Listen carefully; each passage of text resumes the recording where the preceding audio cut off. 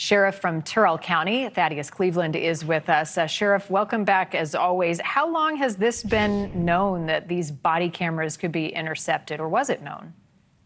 Hey, good morning, Marni, and great to be back on with you. And I just heard it break, probably 3 or 4 days ago about this threat to our U.S. Border Patrol agents, officer field operation officers at the port of entries, and then, of course, our ICE agents, those that are wearing under CBP and ICE these devices. So it's some new reporting coming out. And I'll tell you, the stand down, the safety stand down is a good thing because, the safety of our agents and officers is paramount along the U.S.-Mexico border. Right. So we understand why they wouldn't be using it. How reliant were they on body cameras? What were they being used for? Well, first and foremost, Marni, these things only came about maybe 2 to 3 years ago. They actually deployed them here at my station, or my former station here in Sanderson, just after I retired. And, some other stations had received them before. But look, the Border Patrol's been around for almost 101 years now. We operated about 98 years without them. We're going to be fine during the time period the stand down occurs. Look, people like to say that they're there to prevent agents from doing things, but really what they do is they exonerate agents. Even before we had cameras, we had a lot of claims and complaints that were unfounded. And Border Patrol doesn't investigate those complaints. We have to call in a third party, which is Office of Professional Responsibility within CBP. It's like our internal affairs. They'll conduct those interviews.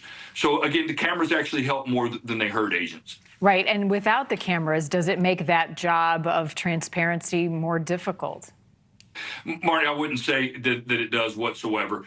Again, we have to look at what we're dealing with now. We've gone from, encountering millions of people a year to now we're encountering, less than 300 a day. So apprehensions are down, which is a good thing. There's a great thing, but, I'd also assist with those body-worn cameras not being available at this time. And again, those cameras are there as a deterrent to keep those who want to make false allegations against agents, and then keep, if there is an incident, it also records the incident so it can be used for evidence in a case, whether it's a case against an illegal alien for things such as assault on a federal officer. Are there other vulnerabilities, Sheriff, that you think should be looked at in terms of the technology that agents are using, or things that you personally would like to see added to help bolster security? Marni, so another thing that we heard in this reporting thread was that the frequency that the camera transmits can also possibly detonate an IED. And we've heard reports of the cartels using IEDs more so on each other than on the U.S. government. But, those are things that certainly can come to fruition in the future as we see more of a tightening of the border here along the Texas-Mexico border, or even out in New Mexico, California, and Arizona. But no, again, technology can be used to our benefit, but we also know that there's vulnerabilities in it. They're able to be hacked. So I think we need to definitely review all technology that we use and make sure that it's being used for good and not for bad. Right. Each piece of technology scrutinized for the right reasons. Tell me about coordination right now, Sheriff, at the border, and how you have seen things go over the last few weeks as you cite some of the lower numbers. Historically, we've talked about all-of-government approach.